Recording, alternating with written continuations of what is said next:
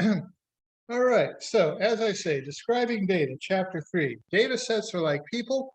They have a lot of different aspects and attributes, and they need a number of different ways to describe, to be described accurately. You can't get a complete picture from any one type of number from a data set, any one statistic or a parameter.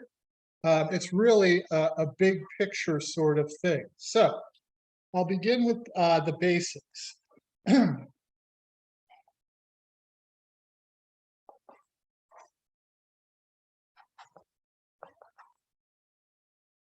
Measures of center. This is section 3.1. And what is a measure of center? This is a value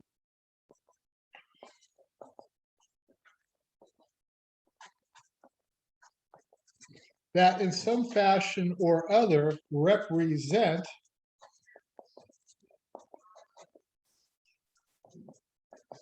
the whole data set. Kind of the way our congressmen represent us in Congress in some fashion or other. But they are representative values.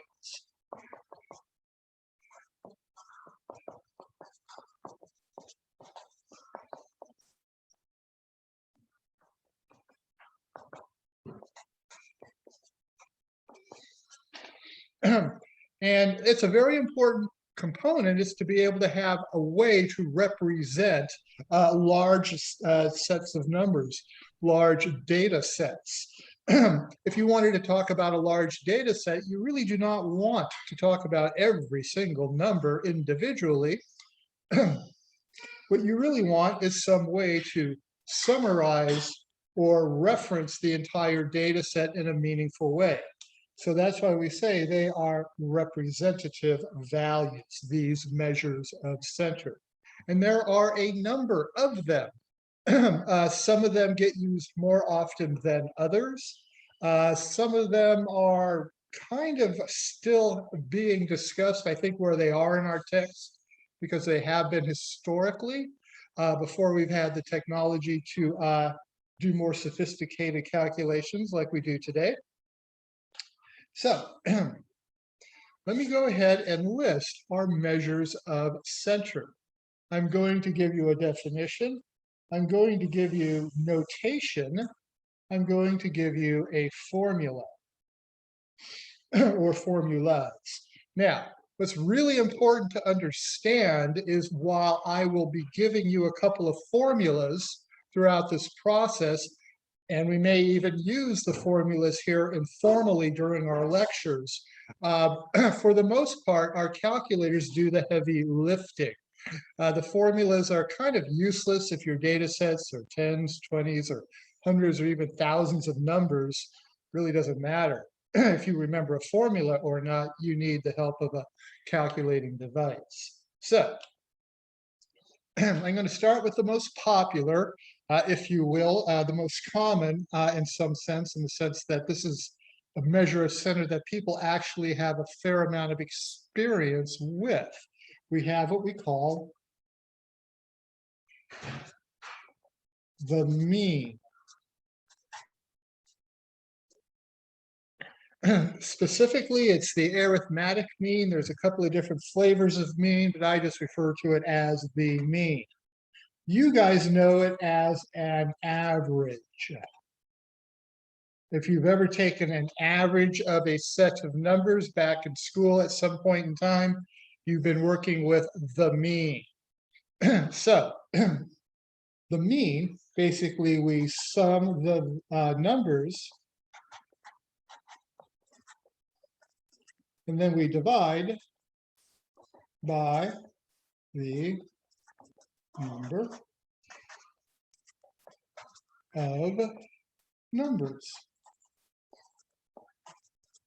So very simple thing to do. So let me go ahead and put a couple of numbers up here, and we'll take a look at how that might happen. So we got a 4, we got a 6, we got a -3, we got a 0, and we got a 1.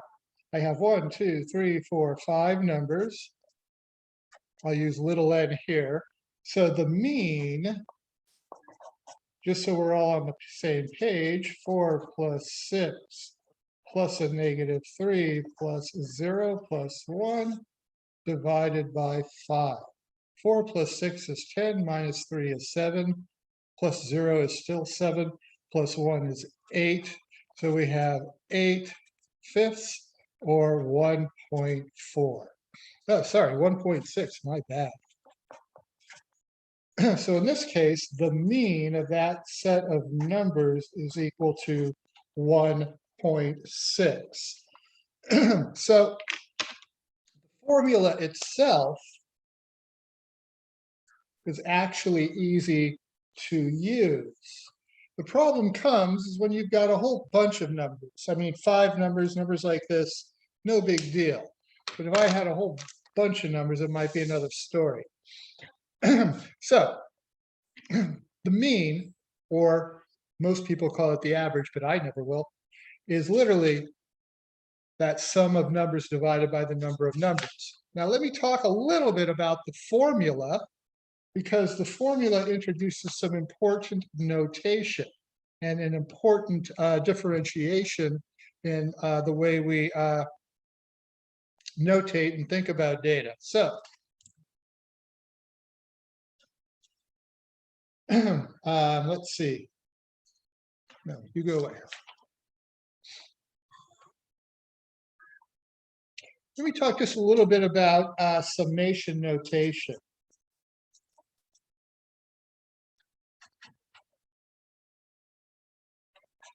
Because many formulas in the land of mathematics require we add up a whole bunch of numbers, just like that last example. We use the Greek letter sigma, the capital Greek letter sigma. It looks kind of like a weird E, but it's not E, it's the capital Greek letter sigma.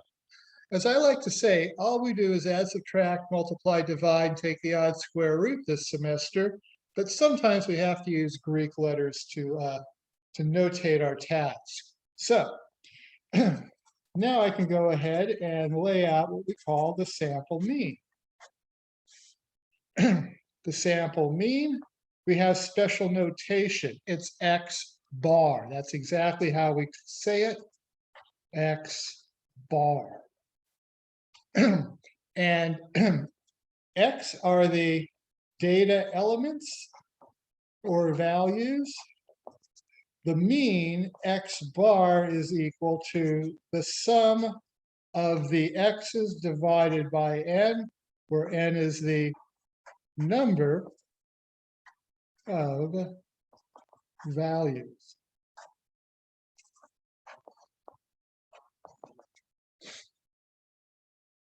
So that's the way the formula looks when we summarize that notion of adding. Do realize that we can use that formula, but it's not super helpful. I'm going to be showing you how to get your calculator to do this calculation. Now you'll notice that I called this the sample mean, and this is the notation and the formula that we use for calculating the mean of a sample of data. Now, in addition to the sample mean,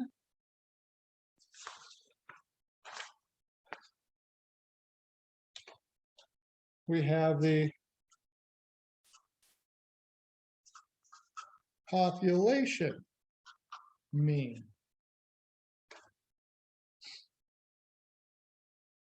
And that population mean gets a Greek letter, and that Greek letter is the Greek letter mu. It's the lowercase Greek letter mu, but that's what we call it.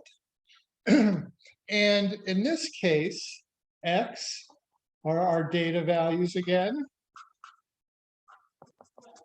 We have our mean equal to the sum of the data values divided by not little n, but big N, where N is the population size.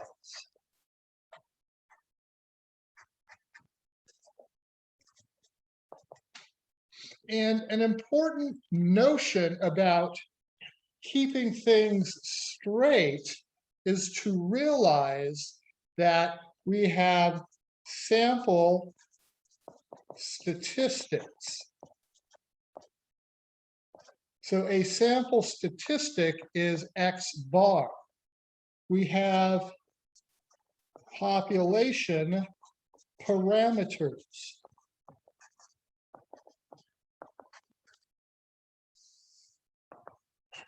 Mu is a population parameter. It's important to also realize the way this works in the real world, populations are very large. This value here, in most instances, just cannot be calculated or computed with any sort of reasonable accuracy. However, we can work with our samples directly. So it's important to realize that a population mean is a different animal than the sample mean. It's a sample statistic and a population parameter. So this is the vocabulary, by the way, chapter 1, and it stays with us all semester. We want to work to learn eventually how to use sample statistics to reliably estimate or gauge population parameters. So population mean is the first measure of center.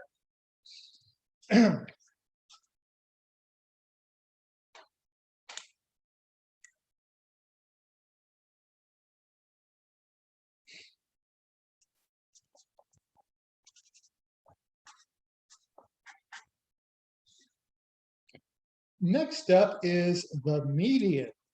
Now, the median is also a measure of center. That's not the mean is not the only way to calculate a measure of center. The median is also another way to calculate the measure of center.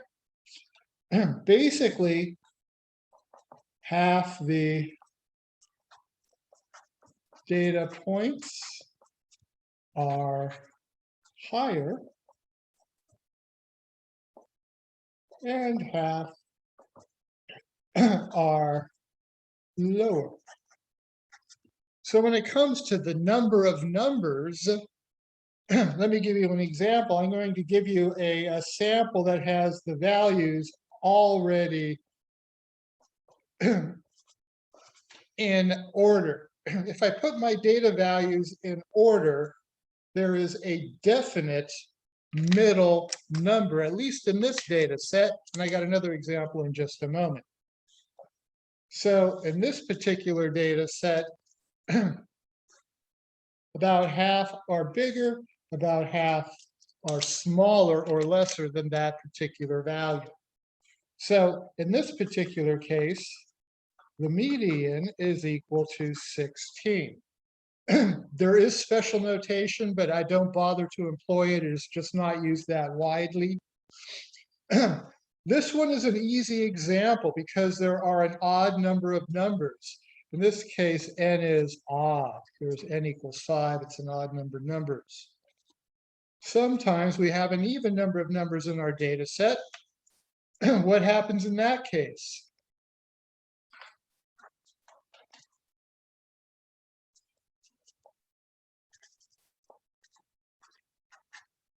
So if I've got an even number of values in my data set, oh, I don't know, 9, 11, 15, 21, 33, 100. We've got 6 numbers in this data set. I've arranged them from lesser to greater. I'll note that if I've got, let me just note here that I've got n equals 6, that is even. Oh my, what will I ever do? Once they're arranged in order, what we want to realize is the median value is going to fall exactly halfway between those two values. We have a formula to find that value. So the median is equal to 15 plus 21 divided by 2. 15 and 21 is 36 divided by 2 equals 18. So in this case, the median is equal to 18. This example also shows up the reason, by the way, for a number of different measures of center. They all pick up on various aspects of the data set. Here, the median tells me, the median of 18 tells me that half, even though this number here is 100, that's a big number, half the data points are less than 18 pretty much. So it says something about how the data is arranged when you look at the values. That's the median. Your calculator is very, very good at finding the mean and the median. The next one up is your calculator actually struggles just a little bit. This is an old time one. It's called the mode.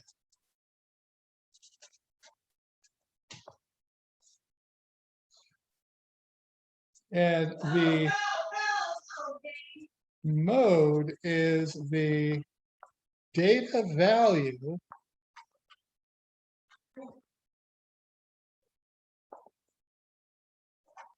that occurs most often.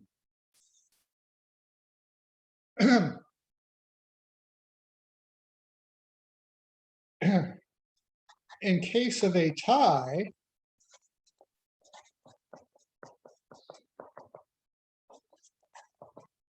data can have more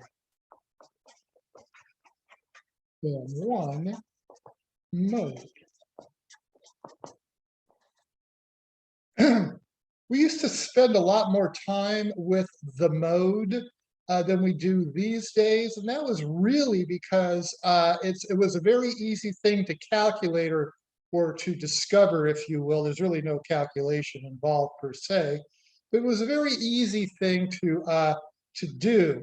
You didn't need any technology for the most part to do that, unless the data set got a little large. But it's still there. I tend to think it's going to have diminished importance over the course of time in a class like this. I'll be honest, the mode appears in 3.1. So it appears in the quiz on 3.1 and maybe in the exam that contains the 3.1 material. But after that, I really just stopped talking about the mode. We just don't use it all that often. So for example, 6, 3, 9, 6, 7, 6, 4. There are things that we can do to find a mode should we absolutely require it. But my data sets and quizzes and exams are so reasonably sized that the best way to find the mode is to take a look at the data, take a look at the values, see if one of the values occurs more often than others. If that's the case, we're done. Mode equals 6. So the mode. We have one last measure of center. Then I'll start talking about our calculator.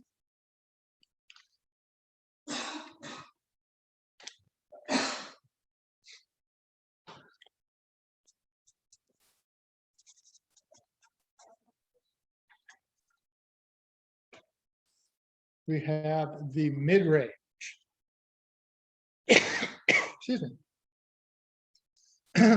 This is somewhat like the median, but it's also different. It is the value halfway between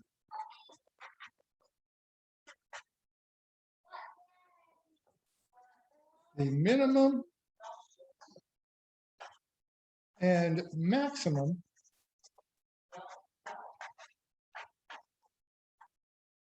value. So it's halfway between. the minimum and maximum values. And again, there's special notation, but I do not bother to use it.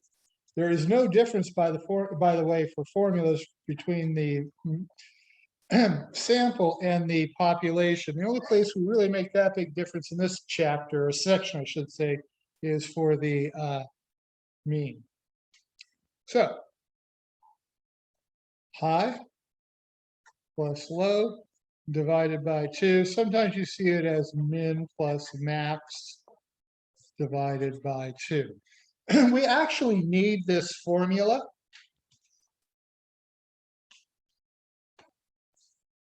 So for example, if my data set is 9, 11, 15, 21, 33, and 100, my mid-range in this data set is equal to the minimum plus the maximum, or I'll go max plus min, divided by 2. That's 109 divided by 2, which is 54.5.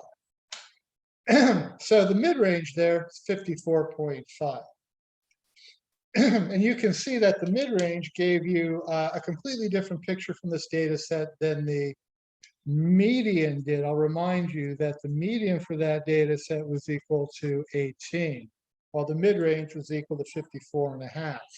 So they both give you some different kinds of looks at the data, and that's just the way that that tends to work. All right. Let me ask, are there any questions so far on the definitions? They're in your Canvas shell. They're in the book. They're in any number of different places.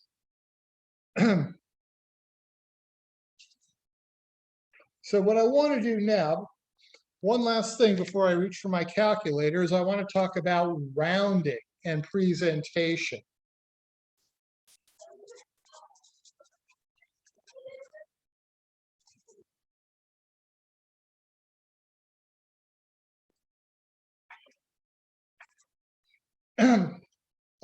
Historically, people have often been a bit confused with the number of different rounding rules we have in statistics.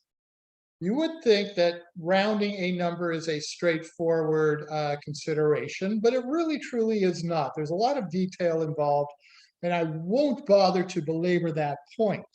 I will point out, however, that when we are rounding measures of center, there is a particular rounding we like. So for the mean, the median, and the mid-range, notice I have left the mode out of there. I round to one more decimal place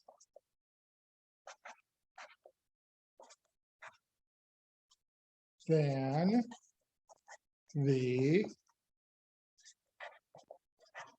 data. And you're going to see me do a couple of examples in just a moment or two. We'll take care of that. You'll notice again, as I said, that the mode is not listed there. No. The mode is kind of like a vote. The mode, we just report the value.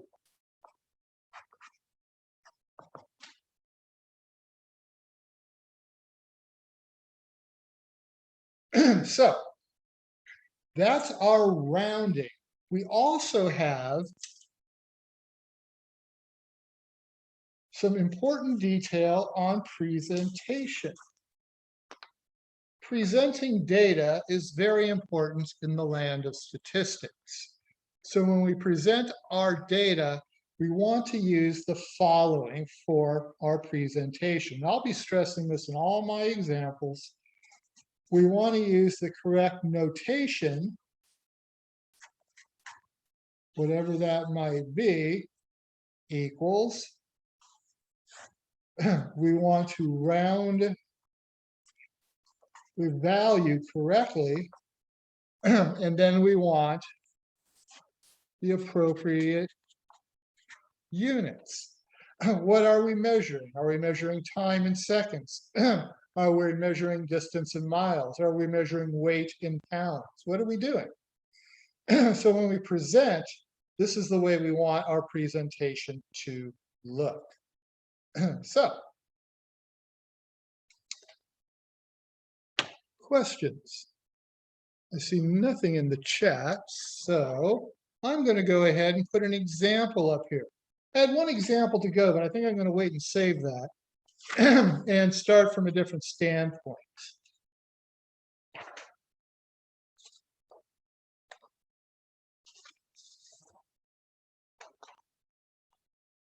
All right, so we have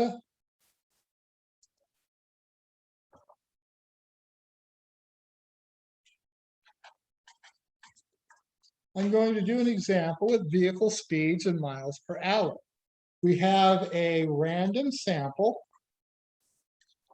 and it is important when you calculate things like measures of center, it's important that you realize that you're working with either a sample or a population.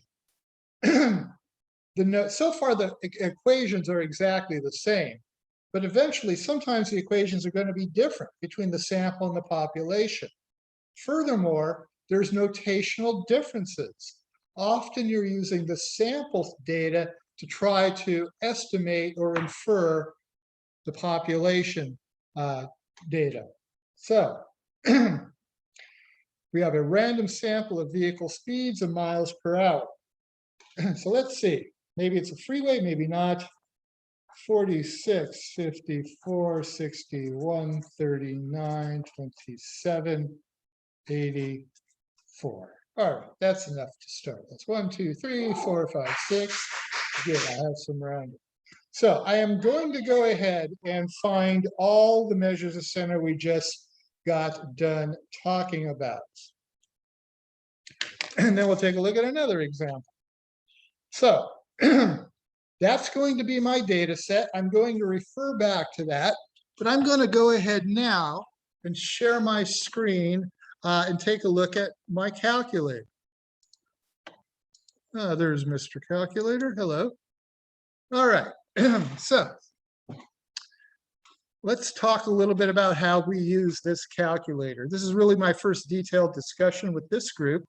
Again, I'm going to note that I've got a bunch of detailed videos already embedded in your course material that go through all of these keystrokes. However, again, I'm going to note without practice, looking answers up will not work during quizzes or exams. It just doesn't work that way. So I will note that our calculator has a button right here, almost smack dab in the middle, called Stat. And we do much, not all, but a lot of our work through that key right there. So let me go ahead and select Stat. We have 3 drop-down menus to choose from. We have Edit, Calc, and Tests. During the course of the semester, we use all 3 of these drop-down menus, although not everything in every menu. The thing we use most often and almost exclusively on this first drop-down menu is option number 1, Edit. When I hit Enter, I'm taken to a spreadsheet. Your calculator has a built-in spreadsheet. It contains 6 lists. The lists actually have names. They're very creative. They are L1, L2, and L3, and L4, and L5, and L6. I will also point out, and I'll get to how it's used in a moment, if you come down here and look at the keyboard or the keypad itself for the numbers are 1, 2, 3, 4, 5, 6 have right up above the number, right up above the numbers themselves in blue, you see L1 through L6. So our keypad gives us instant access to the lists that we create here via those keys there. To enter in data, you enter in a number followed by the Enter key down there in the lower right. Negative values, you got to be careful with negative values. This is subtraction. If you need to enter in a negative value, you need this key right there. So if you've entered in a value and you realize that it's incorrect, you can scroll back up to that number and enter in the correct value. Hit enter and go on your way.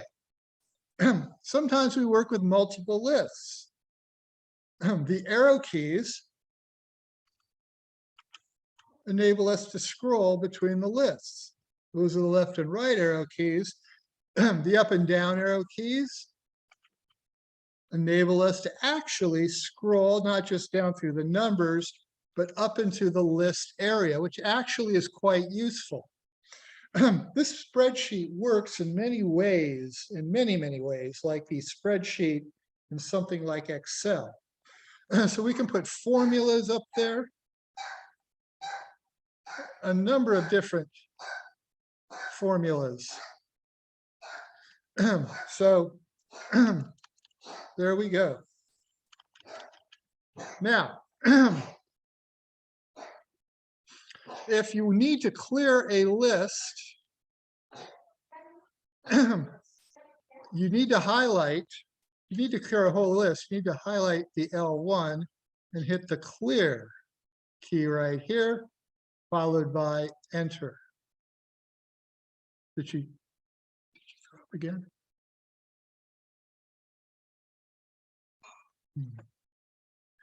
Sorry about that, a little bit of a distraction here. 9, enter, 5, enter, 3, enter. Need to clear the list up here. Clear, enter, and it's gone. So getting data into your list is quite straightforward. Now, I'm going to enter in the list of numbers from that last sample. They were 46 miles per hour, 54 miles per hour, 39 miles per hour. Oh, excuse me, 61 miles per hour, 39 miles per hour, 27, and then 84 miles per hour. So that's my list one. I need to remember where the different data sets are, because sometimes I work with more than one data set. I work with multiple data sets, but now it's pretty straightforward with just one. So how do I actually get to the good stuff that enables me to calculate what I need to calculate? If I select my stat key, I use the calc menu, and I use here, again, the very first option. In fact, we use this more than anything else, I think. Come here. I hit enter, and depending on the way your calculator is set up, you might see this. And I'll show you what else you might see in a moment. I'm going to start here. So I can select the different lists. I notice it's already pointed at list 1, but second list 2 would change that. If I was mistaken and I really needed list 5, I could put that in. If I really need list 1, which I really do, I'll put that in. The frequency list should be left at 1. And then, well, I got an error. It's one of the reasons I don't like that particular screen. There we go.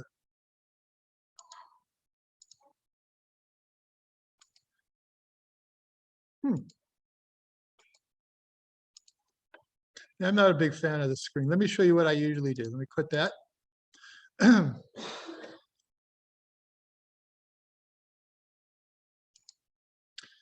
We have a mode on our calculator called Stat Wizards, and I like it better with Stat Wizards off.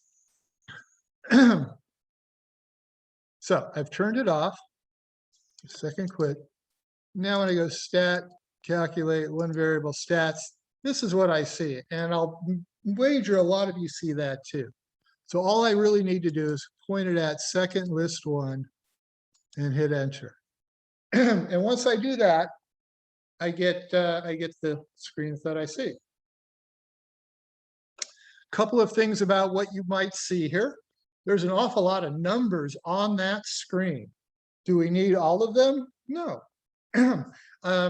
One way for me to tell if a student's not sure what to do with their calculator is they'll get a screen like this and they'll write down every single number they see, all the decimal places and everything. No, more is not necessarily better. The first value I see, though, it looks interesting. X bar. That is indeed the mean.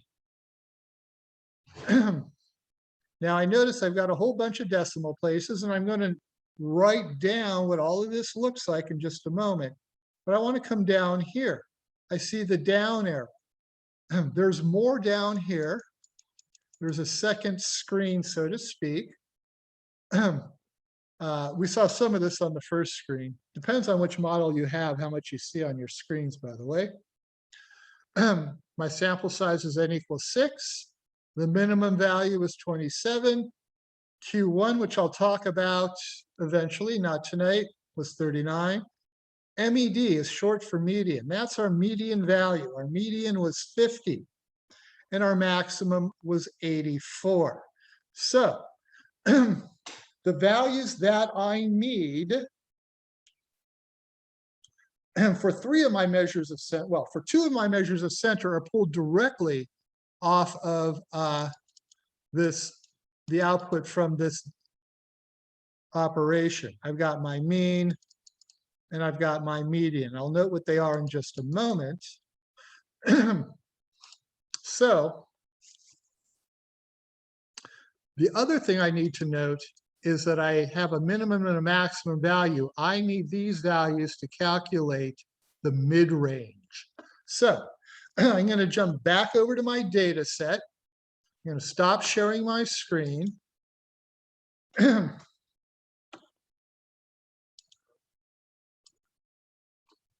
And I will note some of these values. So we had a sample. We had the sample mean. X bar equals. Now my data have no decimal places at all. So 0 decimal places, I carry one more.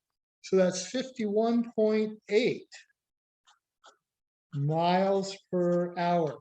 And you'll note that we've got the notation, the rounding, and the units.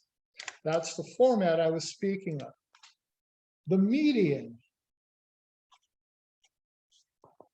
We have no symbol, so I write median. If you want to write MED, that's fine. It was 50.0 miles per hour. Why do I have to add the 0? We want consistent rounding for these measures of centers. So they all are going to get one decimal place except the mode.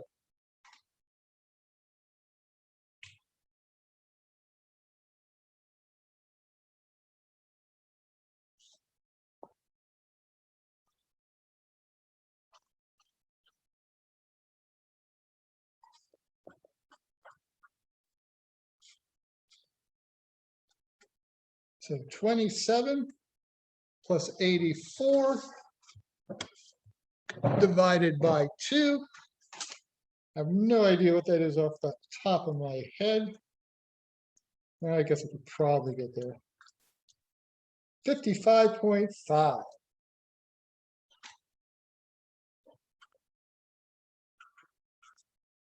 Miles per hour. So again,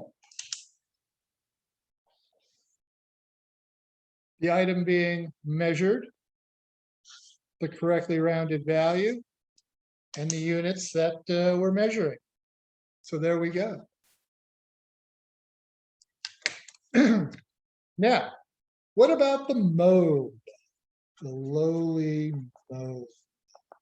Oh no, Mr. Mode. If I take a look at my data set,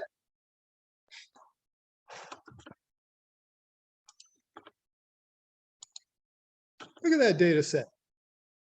Is there any number that appears more often than any other number? No, this data set has no mode.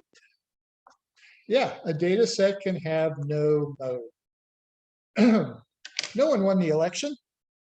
It was a tie. Everyone got one vote. So, questions? Is there anything in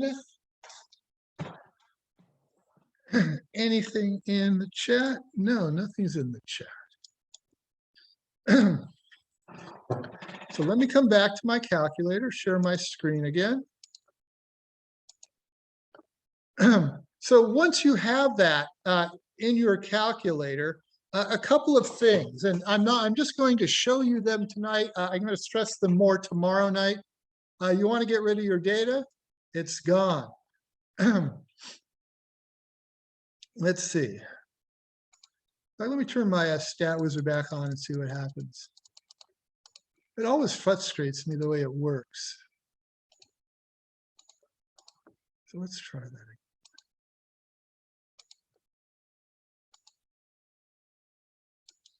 Frequency list. One should do it. There. I don't know. That always bugs me. Watch. Here, I'm going to put this away. I'm going to bring it back again. Hold on. Be right back.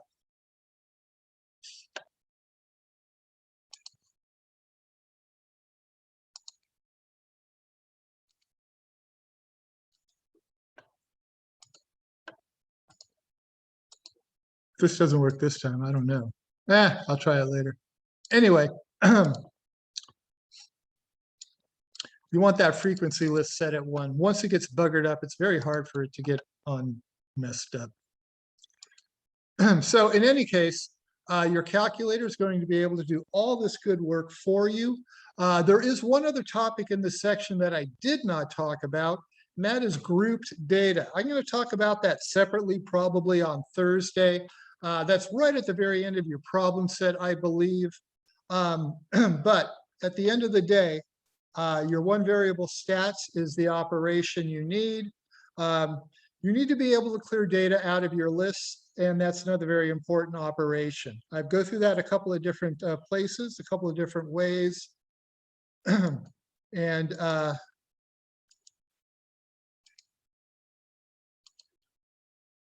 there we are. So I will ask, have people been able to get their calculator? You really do need that calculator. The library does have a calculator sharing program, but I'm not sure how long those calculators hang around. You really need one. There are emulators available online. You rented yours, Dahlia got it, hers on campus. Good. That's really the way to go if you can do it. Otherwise, you've got to buy one somehow, somewhere, or try to get a hold of one online. There are emulators out there that supposedly help you mimic, if you will, a TI-84. Wabbit, I believe, with a W is one of them. I never got it to work. All I ended up doing was yelling at my computer. So eventually I just shelled out the money and bought the Texas Instrument one, but I'm the instructor, so that made a lot more sense for me. Maybe not so much for you. Other than that, I will ask, are there any, oh, I see some more stuff in Mr. Chat here. Hold on. You have it until December. Oh, I see. Okay, good. Yeah, and it's really a fine way to do it. Maybe some of you have a brother or sister that's taken this class before and has a calculator also. But at the end of the day, I spent an awful lot of time demonstrating how to use that calculator, and I can't do stats without it, or a computer program, and it's just not reasonably doable. Tomorrow I'm going to talk a little, I'm going to go through another quick example here, and I'm going to have a bit of a handout I'm going to send out with the office hours announcements tomorrow. And then I'm going to also talk about 3.2, the second section, the measures of variation.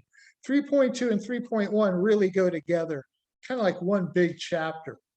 There's some really ugly formulas in 3.2, by the way, but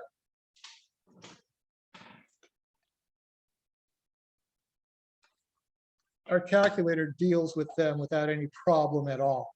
It always remembers what you did previously, and it really is an appropriate way to approach this.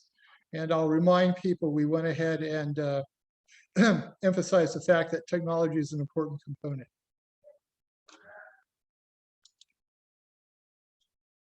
Other questions? So I'll be mentioning this again. I'll be going over the keystrokes again for sure. So I guess that answers that. Other questions? All right, well, I'm going to go ahead and let you guys go. I'm going to stop the recording.